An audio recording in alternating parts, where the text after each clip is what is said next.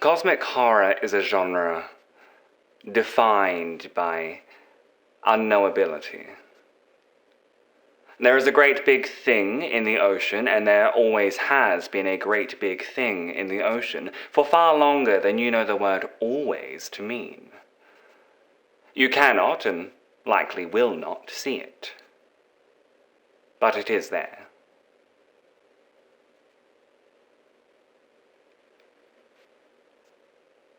You know this, know this, know this, know this, know this, know this, know this.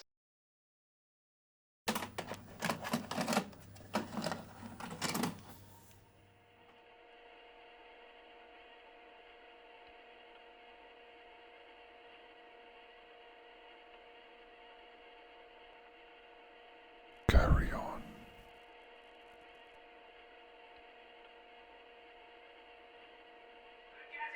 Living. Cosmic horror offers delights of both tragedies come together as one unique emotion. Longing. The very fresh deliverance of characters who need to continue existing despite how much they now wish they never did. Cosmic horror is built upon this very idea of mortality. You see, it's this lingering afterthought. Not only is there something else out there that matters more than you ever could, but that you are so unimportant. You are so that its existence does not end yours. You are so unimportant. You are so unimportant. Unimportant. Unimportant. You are so unimportant.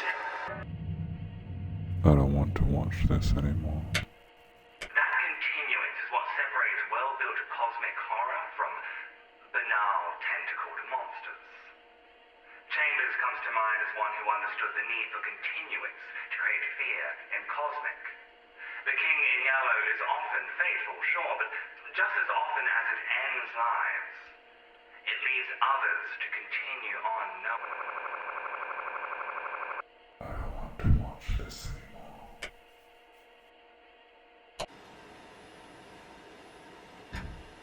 Truly, it is terrifying to need a break when there are none to give. We are here.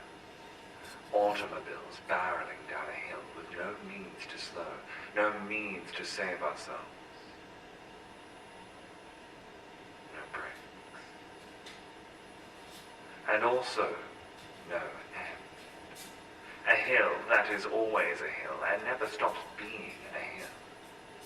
We barrel down, we scream, until we do not anymore, because there is no danger. No end. No end.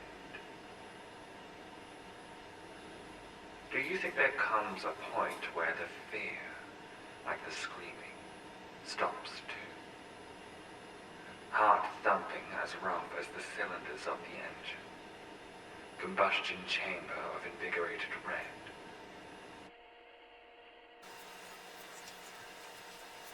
I don't want to watch this anymore.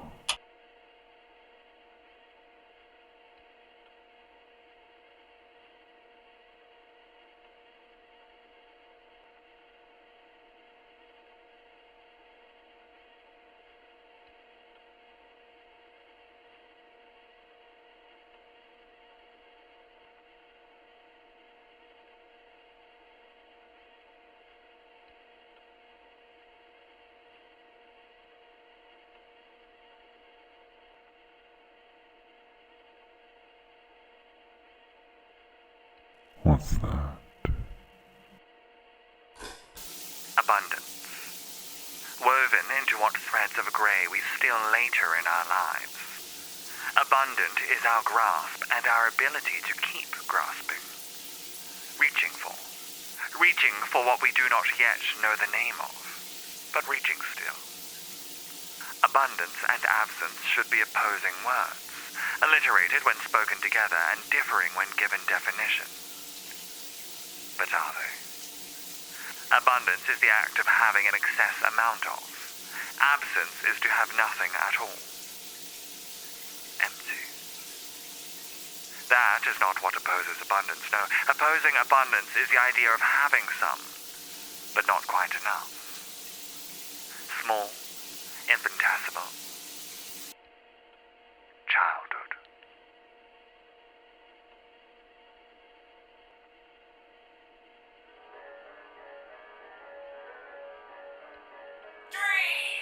Dream of a time when there was not a ride around in the brain and dig out and hurt and squirm between thoughts. The promises of a lesser self are overabundant. Cure anxiety, cure depression, cure any mental ailment you can imagine as you cease to have the proper capacity to know of such dastardly things. Childhood is the true escape. Have you ever seen a child hurt? Really hurt, I mean. They fall and tumble, scrape their knees, bruise their arms, sure, but well, I mean, they get back up again, don't they? Of course they do! Our little troopers are the most durable of our flesh. So dream, dream, dream of becoming that invulnerable minor version of yourself again. And then die. Die.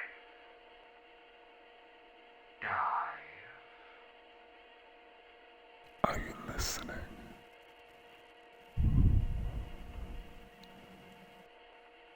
Georgia.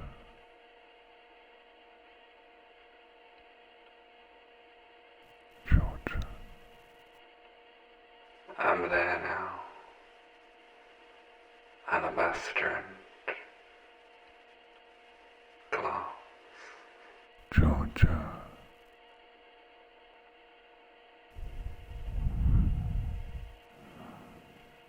I didn't know.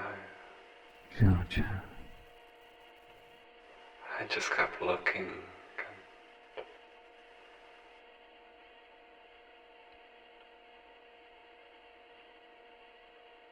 Spread your skull on the glass.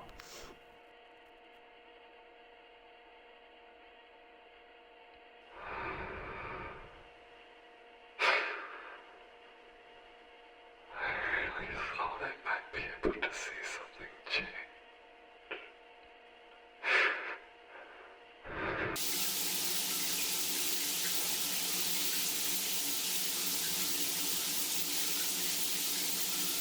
It would be so easy here to liken the true horror to that of something in the dark. To a demon unbound by rules, the primary engine of fear, something tangible and agile enough to skirt our field of vision. Of course, we understand that horror is not a genre about what is easy, is it? Horror is a genre about confrontation, about atrocity. Horror is a genre about transformation, and how it feels to recognize its irreversible nature. And so we recognize a different kind of fear here, alongside the dark and the demon and the strange voice and the analog weirdness. Unknowability. And not in the cosmic sense of the word, where grandiose tentacled monsters sink us deeper than their dead dreaming bodies in the ocean, but rather in the realm of one's capacity. Unknowable because you cannot yet fathom the answer that absolutely exists. The fear is in forced denial, where you cannot know. Not yet. Because this is a film about loss, about childhood, this is a film about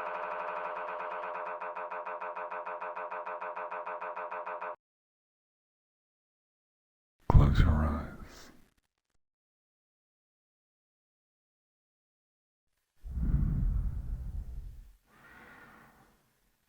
Carry on.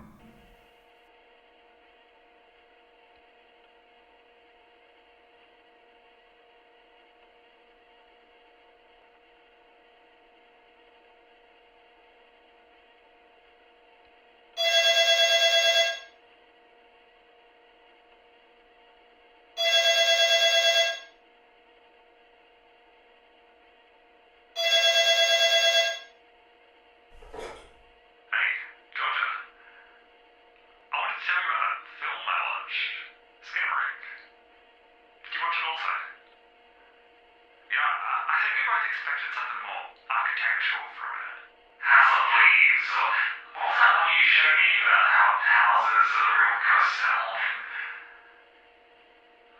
This is different, Jordan. This is safe.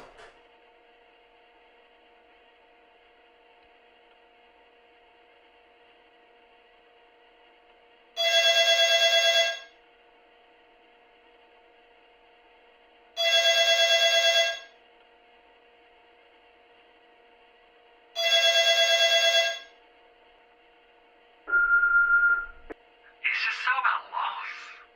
The opening is empty, like nothing happens. Not really, and I think that's the point, you know? Like, there's a blatant absence here, and that's what it's trying to say. Kids living in a house, parents leaving, and all that stuff.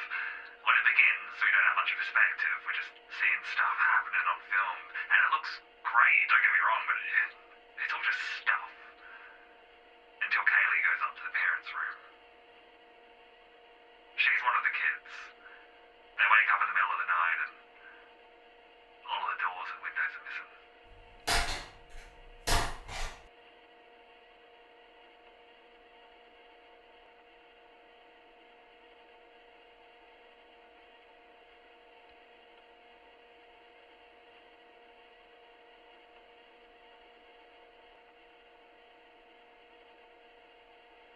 And so all the doors and windows are missing, and they keep looking for their parents. But no, that's wrong, isn't it? They're looking for their dad, just the dad.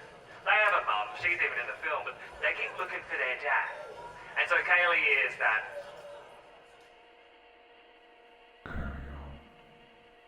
And she does what she's told. She goes upstairs, she goes into their parents' room, and they're both just sitting there, both of them looking away. Some freaky stuff happens in there, but it's what happens after that really gets you. It's the context, it's the understanding. Right after the father vanishes into nothing, their mum says, I need you to close your eyes. She reassures the child, only to follow it with the line. There's someone here. We listen then, in darkness, to the mother moaning. Absence and pleasure. The mother is not there, and yet we can hear her. So she's not dead and she's not being taken. Instead, there is the implication that she left you. She left you. She left you.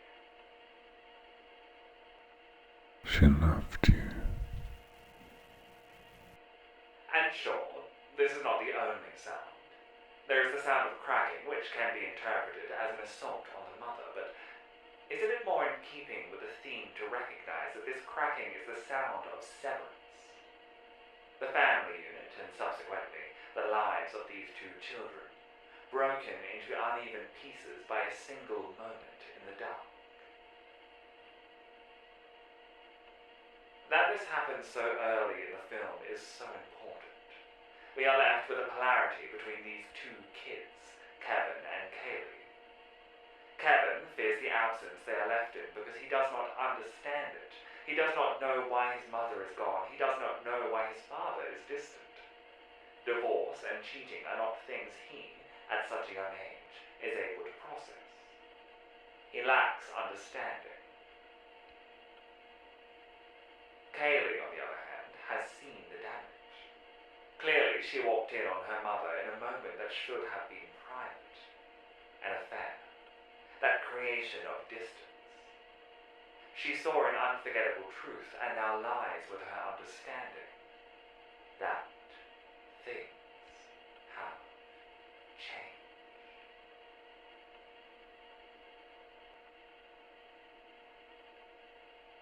However, Kaylee still fears the absence, because where she understands it, she lacks the emotional maturity to properly process and accept it. They are both children still, lost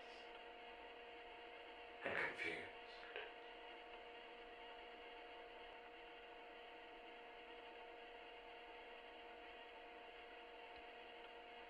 I think what we're seeing here is a childlike understanding of absence. Do you know what I mean? Like, the dad isn't really gone, he's just in his room or with his friends or something. Like, he's struggling through a divorce. Of course the guy's gonna be distant. But his kids are just kids. Who's getting them ready for the day? Who's cleaning up after them? They don't know how to do all that. That's why the doors are gone and the windows are gone. They're trapped in what they understand, which is not much. You can't be. Hey, have you seen it yet, by the way? You didn't say. I think you'll like it. Made me think of you.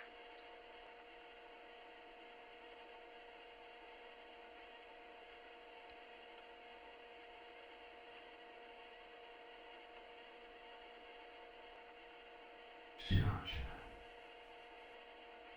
I don't think so. Not yet.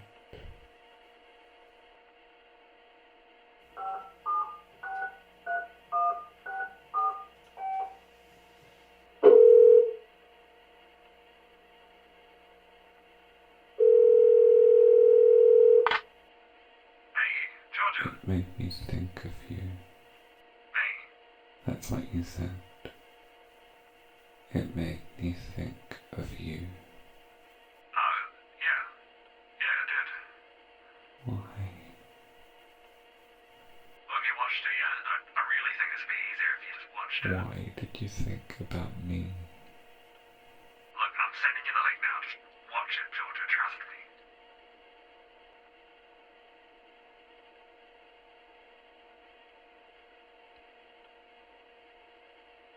Oh.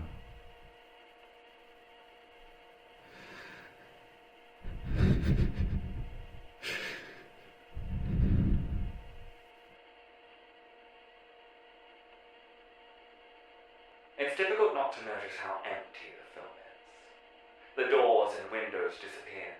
Their father is nowhere to be seen, and yet, rather than panic, these two children simply go on with their day.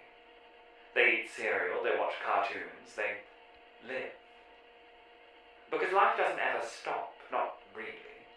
It is a perpetual thing that, even in loss, is asked to continue.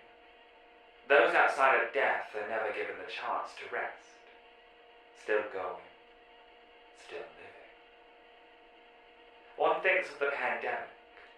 We couldn't work, we couldn't leave the house.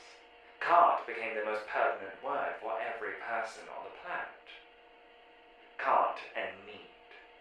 We still needed to eat, to drink, to pay our bills, and when we got sick, we still needed petrol in the car and money for masks, and that's not even mentioning the cost of seeing the doctors that, well, if you were ailed with anything that included a symptom similar to the pandemic, then you were in the dark anyway. We were a people unable, and yet we weren't allowed to stop. The world was ending, but life never cared enough.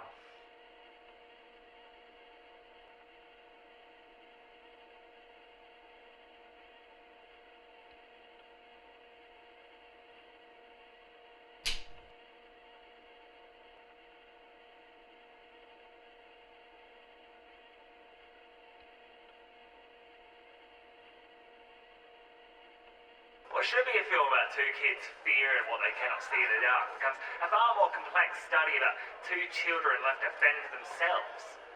Why couldn't it all stop? It isn't right, it isn't fair. They were only children forced to contend with an adult world. I think of that moment where the toilet's vanished. The toilet has vanished. The windows and the doors and even the dad being gone are all frightened, sure, but this is driven. A feeling of knowing what is to come, a mess that must be made and cannot now be cleaned.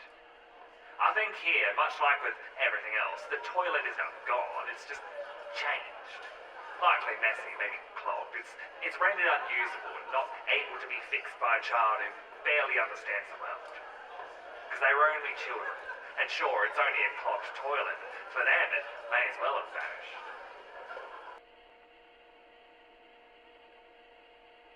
One understands here that the fear is an expectation.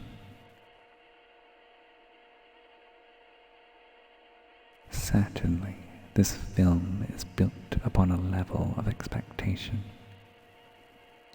in the demands of that strange voice, in the way the walls and items of the space seem eager and for what is never divulged.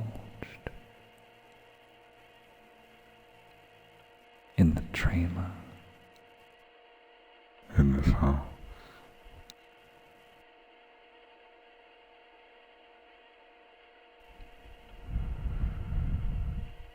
In this house.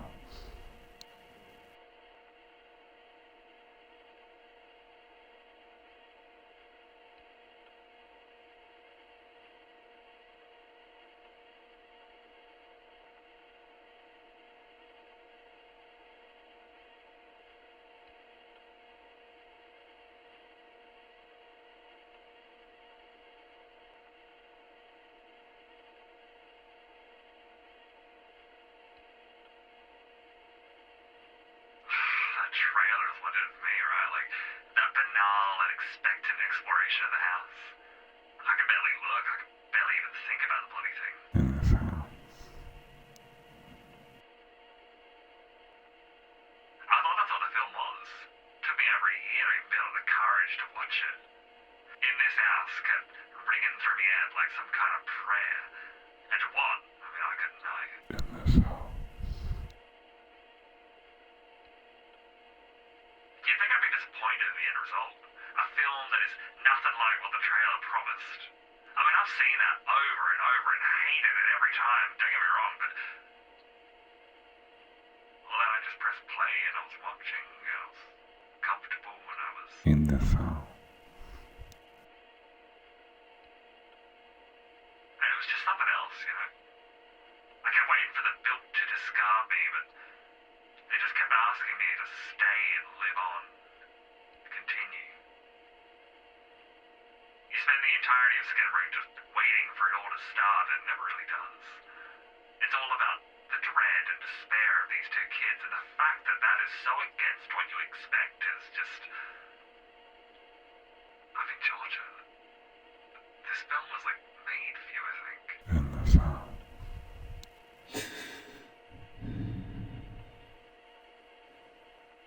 It made me think of you.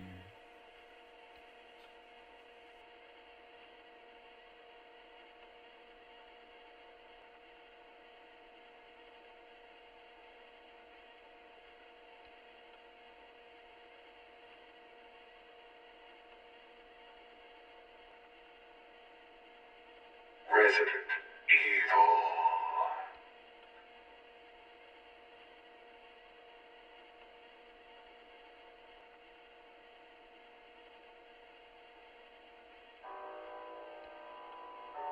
I think Skinamarink knows well what it is doing. Preying on expectation, and in so, there is a deeper narrative being told outside of the prose.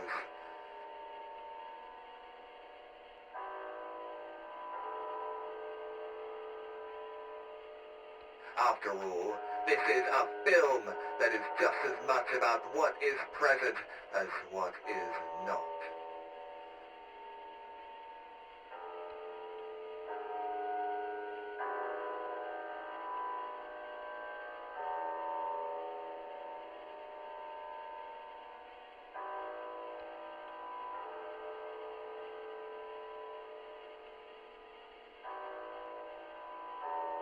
We are, as viewers, dissected by the story, our inner ideas extracted and woven in between rolls of film. Moments that together create existence.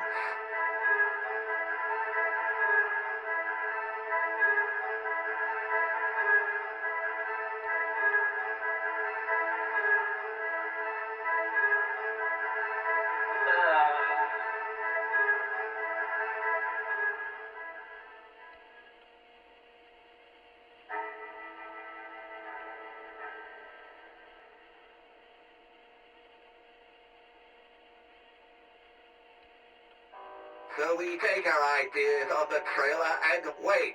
We take our ideas of the genre and wait. We take the commands, we take the visuals, we take everything and wait. Only the film continues to let us.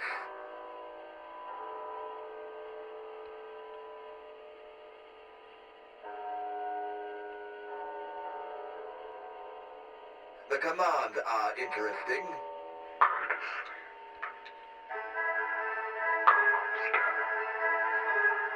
We expect a certain response from these. That, of course, being to obey and divulge the genre of horror for just a moment. But what we do not expect is the way that nothing is given back.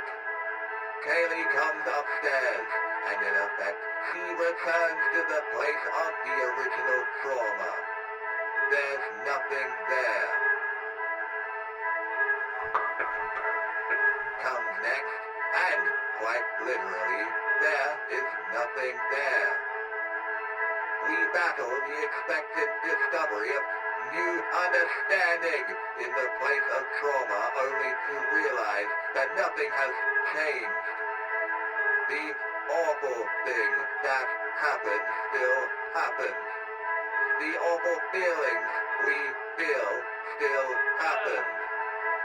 Pain is pain, and returning doesn't change that.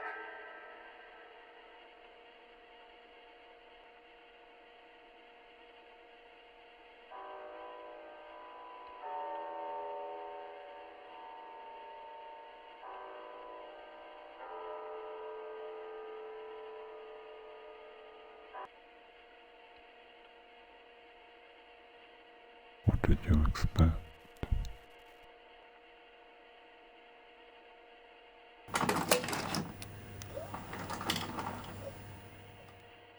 It was early high school, I think, when I met her. She had this look like her eyes weren't really there. Like she couldn't even see, even when she was looking right at you. Yeah, I remember her. We shared a class together. Got paired for this English assignment back in year 10. Fuck knows what it was about. She wouldn't even let me look at the towel sheet. Just took the project and did the whole thing herself. And then she said it was me. All me. Teacher scolded the fuck out of her for it too. And I just watched it happen, I guess. Georgia. Yeah, I've heard loads of stories about that one.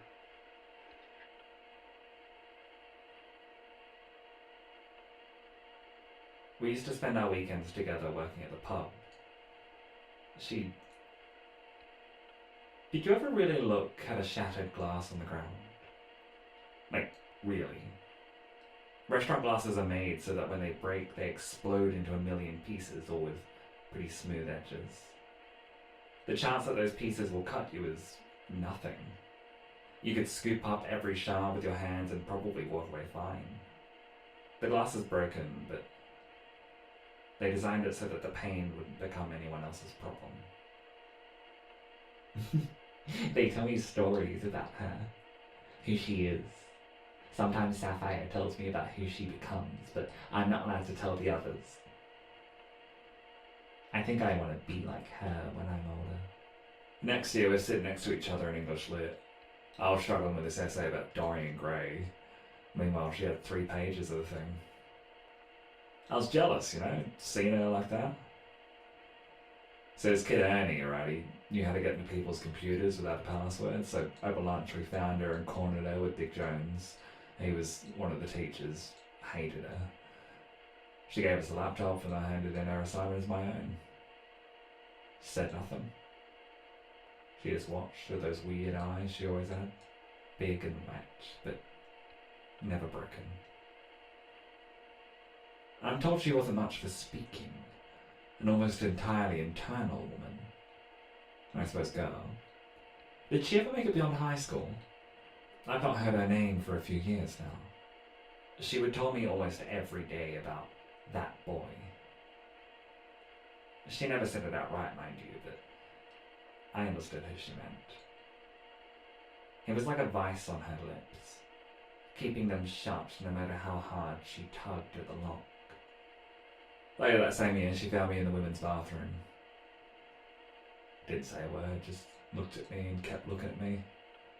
Kept knowing exactly what she had to say, but not saying it like the fucking coward she was.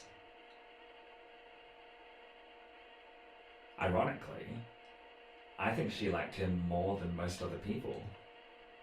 I used to tell her she was tricking herself, but something about the way his name rolled off her tongue made it sound like another name than the one I used for him.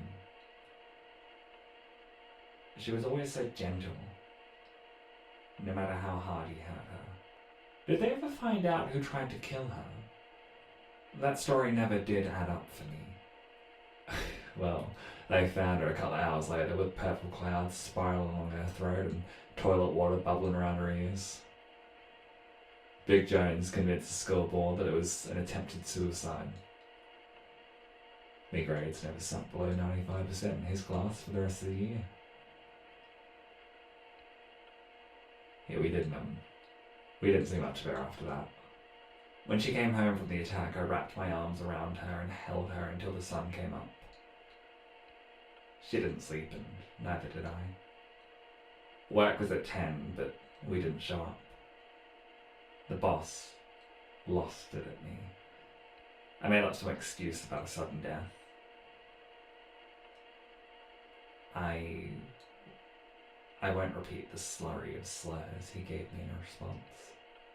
I did meet her once, like ages ago, like really, really, really long time ago. She played video games with me. I never got it, but she didn't either. They'd play the same thing over and over again. Jill Valentine walking to her room, dying to whatever was in there, then load the save and try again. They never figured out how to play or what to do. But they kept going, because they loved it anyway. I like to think that she and I would have been friends. At least I would have tried to be. Fall was strange next year. All of us expected her not to come, or if she did, we thought maybe she might finally use the space to, depart. But she was there. And more so, she was there. Everyone was making comments and teasing, keeping their distance. Fuck, I couldn't keep my eyes off of her. I think after everything that I died that night. Even now, I think I'm just a burning memory in a script, not a boy that she used to have to be. I had a lot of fun watching him that night. Him and her both trying so hard not to become and both failing at that restriction. Poetic, really.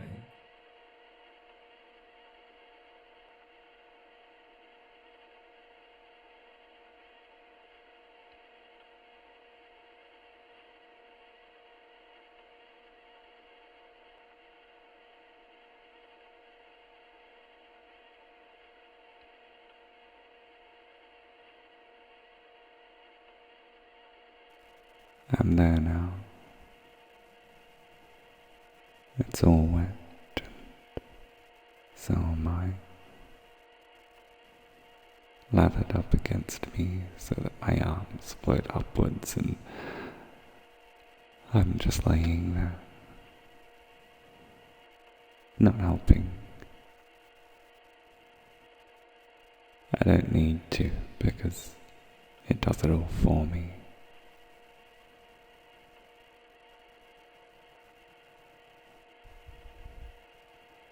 And so I'm submerged, only not nearly enough that I might become as I did with him. He's here too, both over top and underneath, spectral eyes shimmering through the gauzy haze that seems to be saying non-verbal things.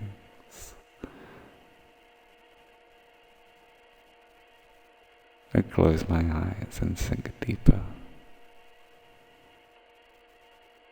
So does he. Gurgling promises bubble up from his lips.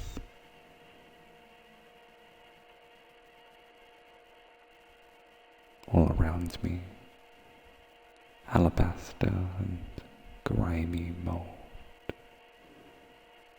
An audience for inclusion.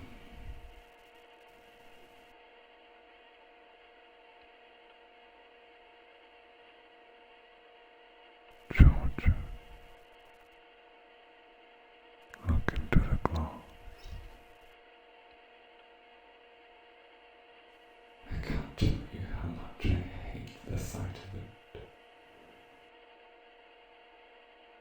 There are so many ways in which we can lose. Departure is a veritable thing, after all.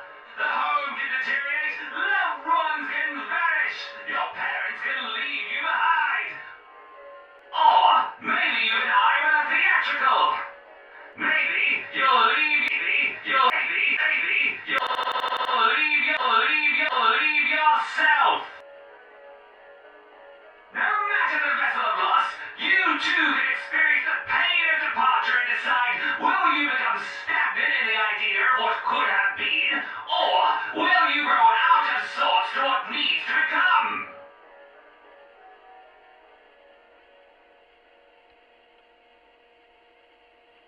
Either way, you're a farce.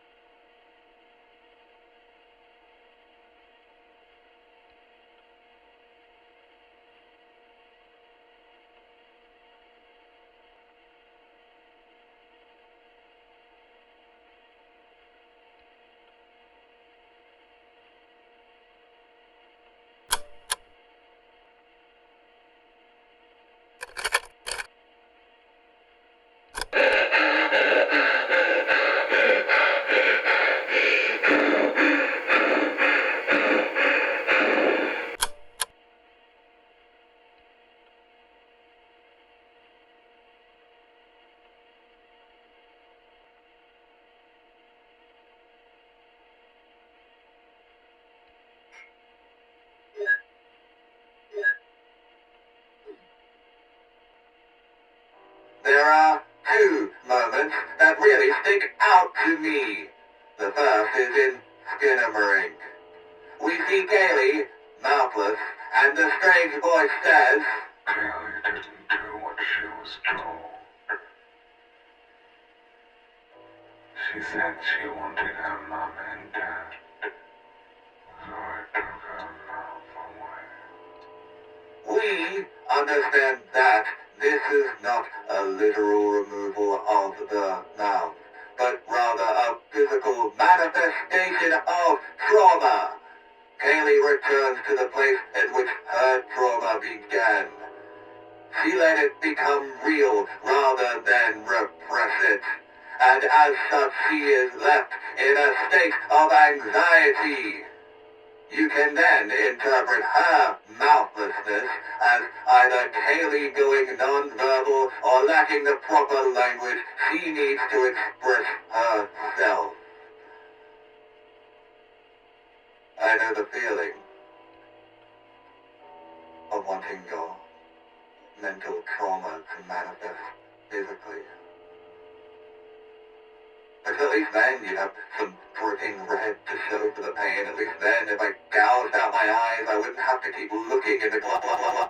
And the second is in B.R. Yeager's Negative Spaces, when Lou says the line, I'm in an alabaster room. It breathes for me. just, there is so much weight to those words. Lou says almost nothing of substance, and yet here her feelings and pain are so plainly spelled out. She doesn't exist. She is lost. She is but a thing in the room that is so without itself that the alabaster walls are able to take control. In fact, there is another line from Lou later on that I think is written in response to this one. All the world is water. It always has been.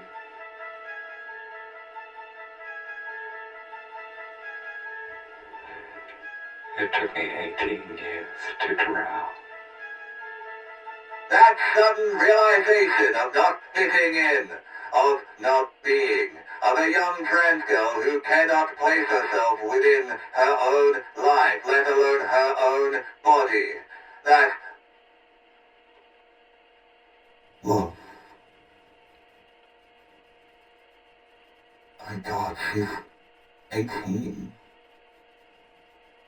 18. And she's talking like she's nothing more than a sack of skin burdened with the curse of knowing itself, and I...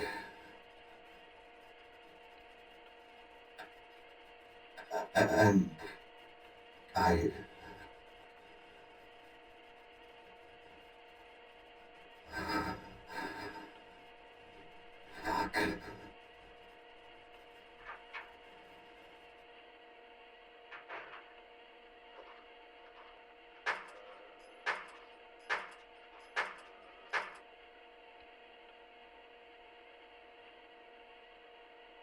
Georgia.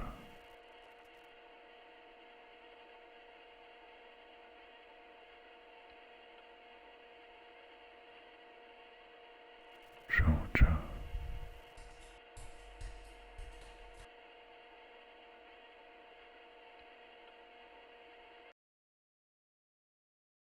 It's coming back.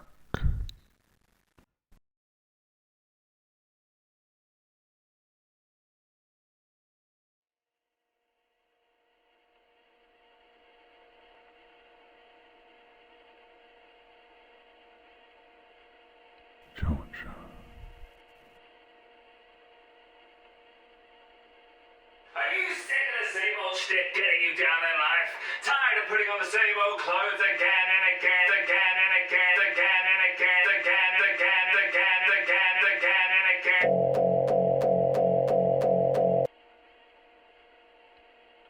Georgia.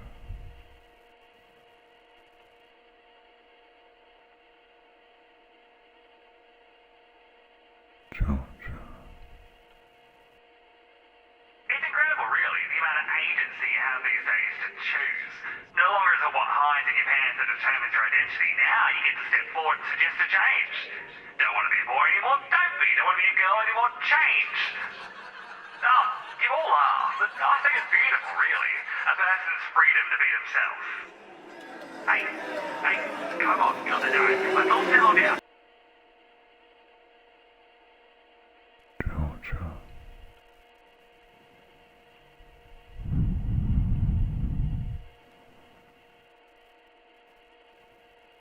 Come back to bed.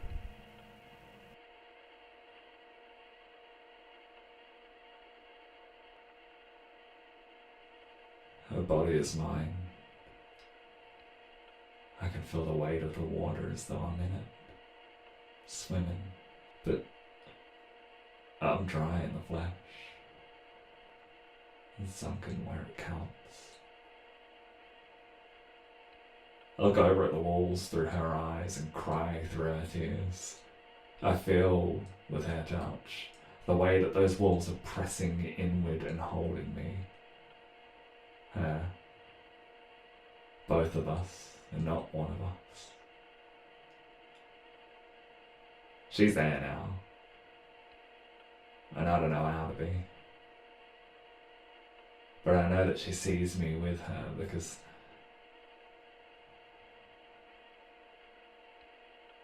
I'm still looking through her eyes.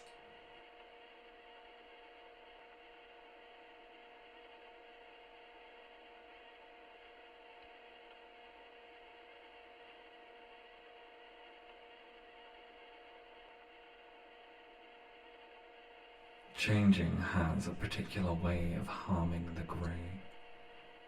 A transition from one into the other, where the one is stagnant and the other is tumbling, falling, shoved up over the high ledge of a canyon and rocketing toward the river below that slices the earth. And one has to be afraid of that. Entering at such velocity and taking charge of what seems a fruitless foray. So why, then? Why change?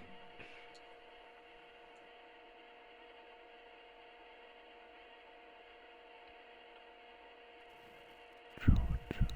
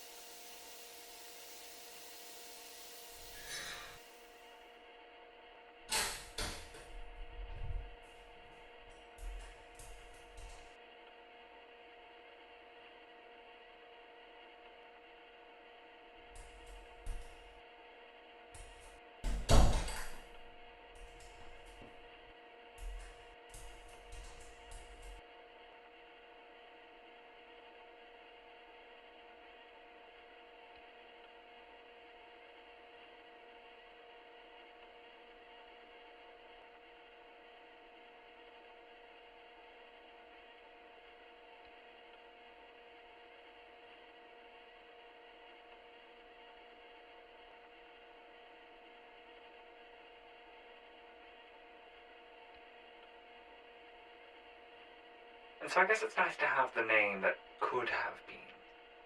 Knowing a potential, it almost makes you feel like that potentiality could have been given life. They say that's what she was meant to be called. If she never had to transition, if it all just happened raw and plain. The other name. Hers, but not. A fragment of before that is no longer her before, and yet, well, it's not owned by anyone else. There was something about it that just felt sticky when I said it. I don't know.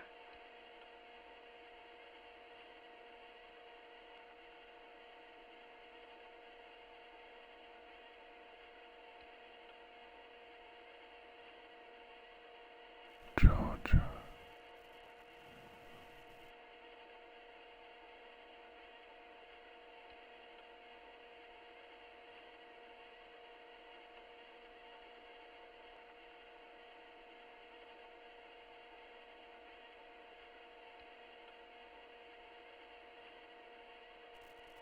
The impossibility of this all is the want.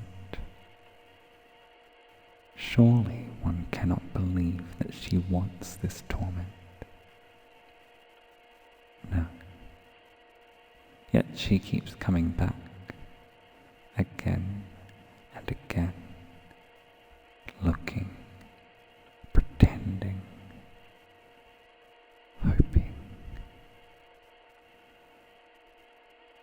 There is something that she wants, and that something is on the other side of all this. So she must continue, despite.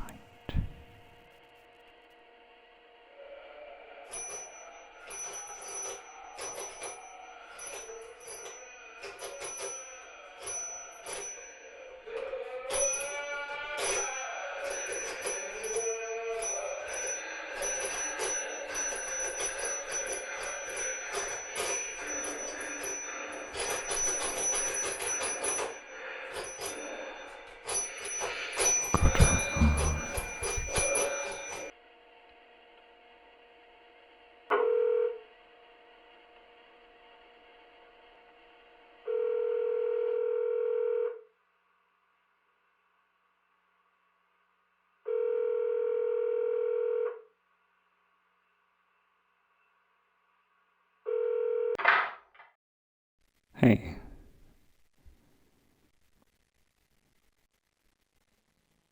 Do you remember that first time I told you? The elation. It was like I'd carried a boulder all the way to school, and when I saw you, I dropped it down onto the pavement. We just held each other there in the cracks it created. There was an idea of freedom in it, I think. And then I just kept telling people, and then eventually I had a new name and my pronouns were starting to stick. That word, transgender, that had been so tart in my mouth at first, came to have a sweet aftertaste, and I just kept licking and hoping for more. And more. More.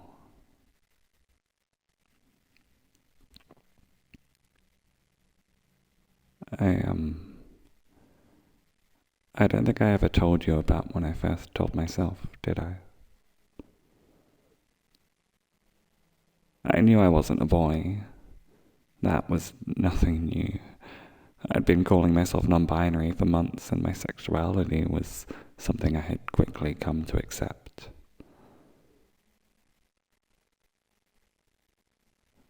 But I just kept leaning over into the feminine and loving it. My hair got longer, and it just made sense. I remember when I was young, I used to say, oh, well, I'm just not all that attractive, because I'd look in the mirror and see this hideous thing that kept staring and wouldn't stop staring, and then I grew my hair out. That's all I did. all that I changed. Years of a buzz cut, of not knowing what else to do with it, years of hating it, pained by it, never, not even once understanding why when I looked into the glass all I saw was this jagged creature that couldn't possibly be me, and then I grew my hair out just a little bit longer and suddenly I was looking at myself.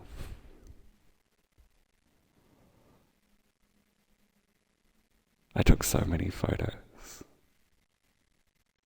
Daily, photos upon photos of me.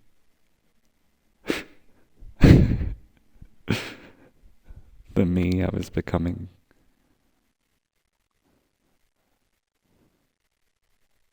When I tell you that this was the first time I ever knew what happiness could feel like,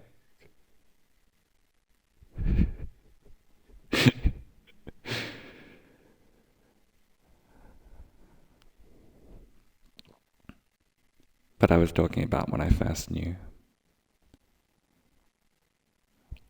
When I met myself and learnt who she was. She. Before that it was he, sometimes they, sometimes she, always fluid, always unbound, always on the outskirts. And then I'm sitting there in my room and I'm thinking about my gender because at this point in my life that's all I do, all that consumes me because I've never had to think about it before. Before that, back in primary school, I could be effeminate and wild and whatever I wanted, but suddenly we're teenagers and everyone's in a box except me and I don't know why and it scares me. Do you know what I figured out first? It wasn't the girl part, it was the girls part. There was a show and this lesbian couple was so beautiful and it was everything I wanted, and so I'm imagining myself as they are and realizing in this big cataclysmic moment that it's not just that I want to love someone, but that I want to be someone's wife, and if I want to be someone's wife, that must mean that I, up until this point a boy, I must want to be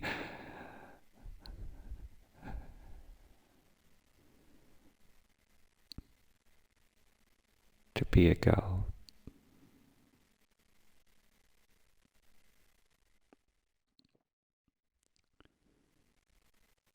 And it all makes sense. Every tiny moment from my short lifespan all comes crashing down on me. I'm ecstatic, relieved, a rushing in of all the most pleasant feelings as I come to understand myself and that new me I'd been seeing in the mirror and the person that I've been hiding in the pain.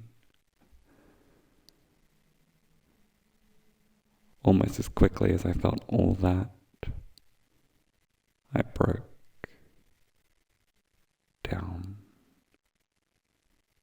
Cried so hard that I fell asleep with the dew still drying around my eyes. That discovery of my truest self came paired together with what it would mean for me to be a girl.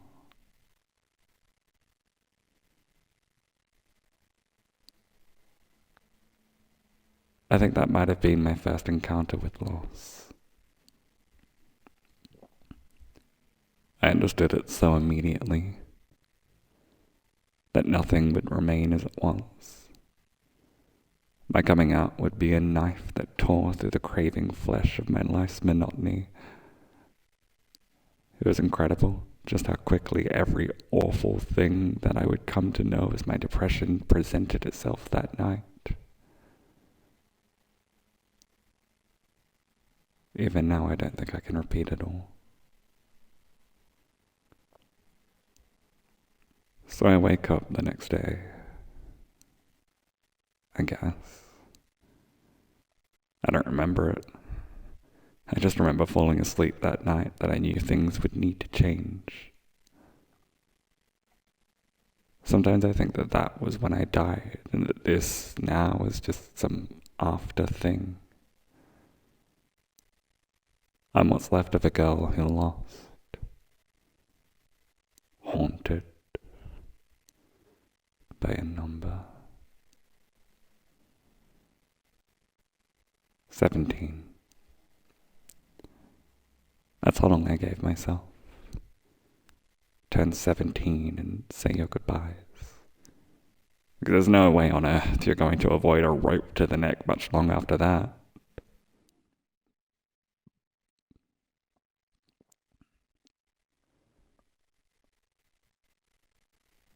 I was a kid who had set her own death date. All because I was pained and trying. I was a child, and I was lost and nothing, no guiding lighthouse, no horn in the fog, no distant buoy or radio or nautical means for rediscovery was going to guide me back to where I had once been found.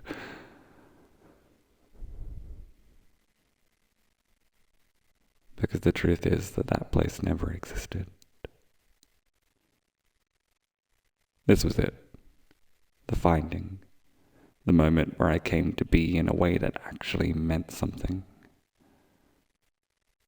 I was lost, sure, but I'd never been under such grandiose light. Guess I didn't really know how to behave now that everyone was looking. Watching. Waiting to see if I really had what it took to be a girl.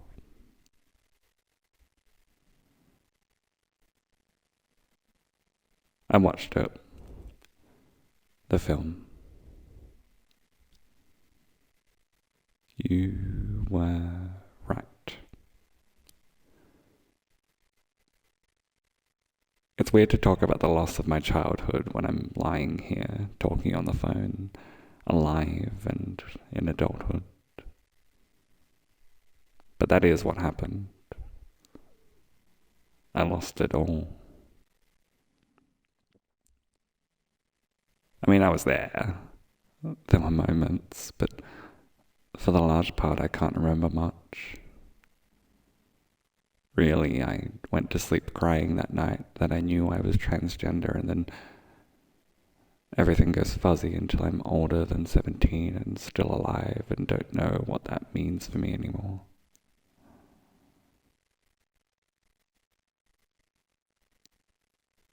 My teenage years.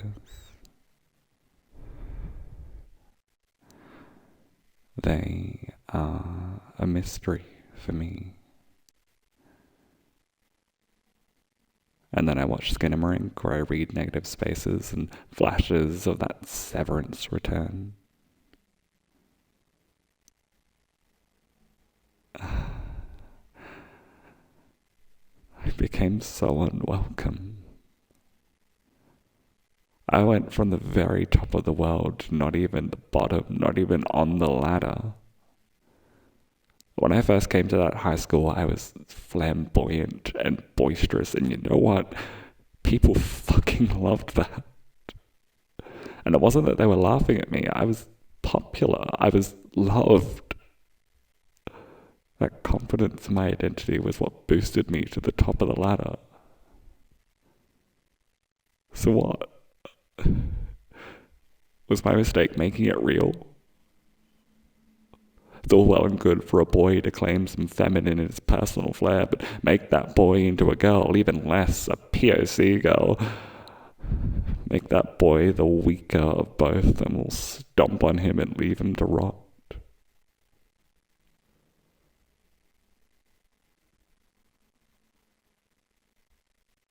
I know there were many at that school who would go on record to say that they don't see me as a girl, but then they wouldn't treat me like a boy either, would they? Well, which is it? If I'm not really a girl, then what happened? Why can't anyone look at me anymore?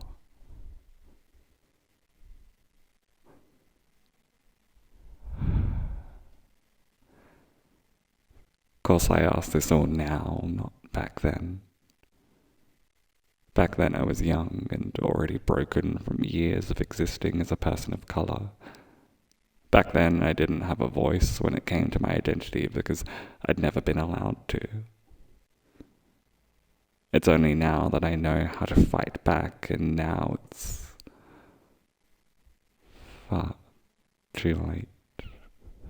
Far too late. It's too late. The damage has been done.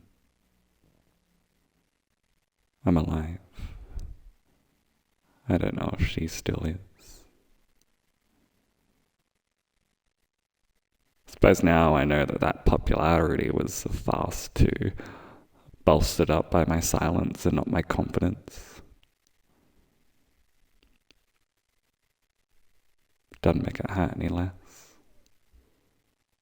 To be a girl. That's all I wanted. To be a girl. To step in line with how I was already presenting. All I did was give reality to the rumors and jokes. All I ever did was tell the truth. And then the pain started. And the fog started following me. And the loss of my childhood years.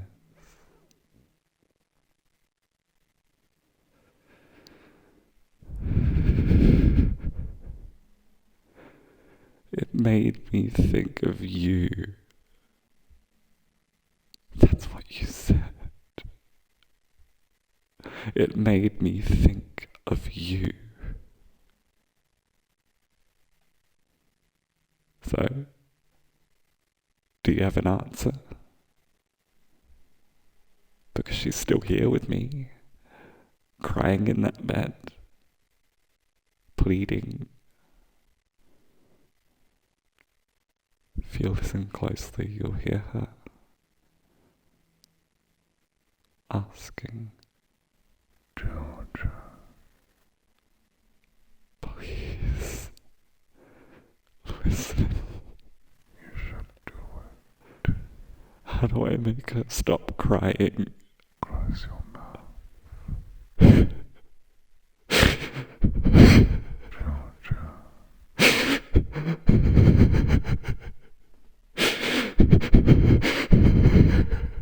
Georgia.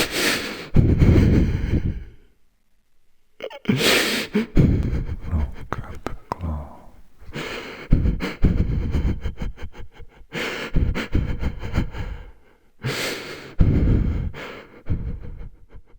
Dip the glass into your eyes. It doesn't hurt for long. Georgia, go to sleep.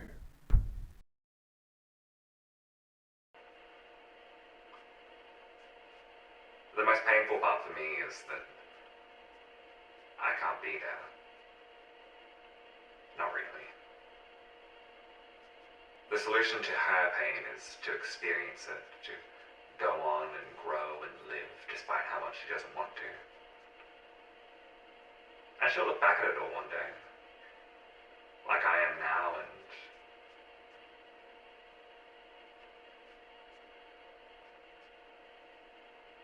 well, I suppose I'm not really laughing or smiling.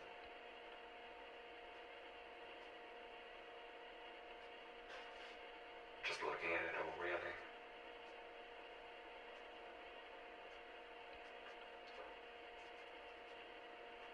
Very early on when I started writing horror, I asked myself what it was that was integral to good horror. Especially now that I look at my various works and see a constant theme of transformation, I think I have my answer. There's this idea of the threshold, a point at which a character needs to cross but cannot do so without having changed in some way.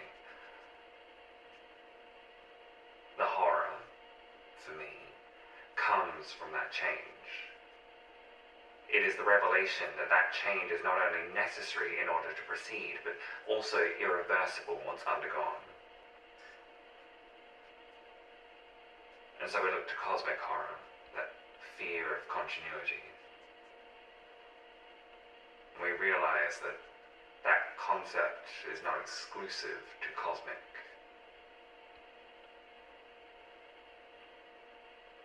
I think that deep down, all subgenres of horror are built upon that fear that things will never return.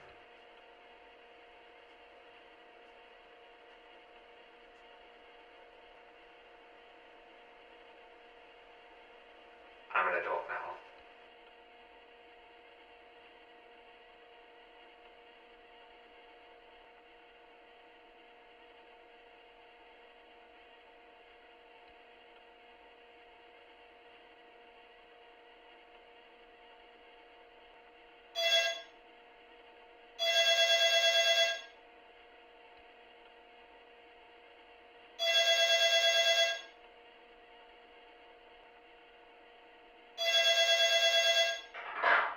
Hey. Breathe. It's you. Breathe.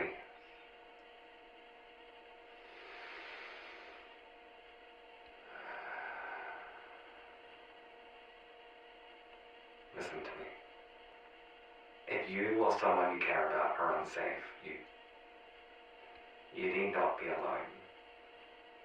There is support available for you via the following numbers.